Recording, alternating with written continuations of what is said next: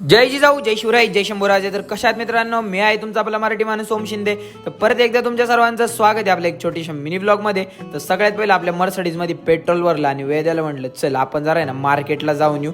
मग आम्ही दोघं निघालो मार्केटच्या दिशेने आणि मार्केटमध्ये आलो. मार्केटमध्ये आल्यानंतर आहे ना जरा काकडी घेतली, जरा कारलं घेतलं आणि ढोबळी मिरची घेतली. तर हा सगळा माल गाडीवरती आपल्या मर्सडीजवरती टाकला आणि बाजारात मम्मीला आणून दिला. तर हा बाजारात मम्मीला माल दिल्यानंतर ना डायरेक्ट आवरून आलो जिममध्ये.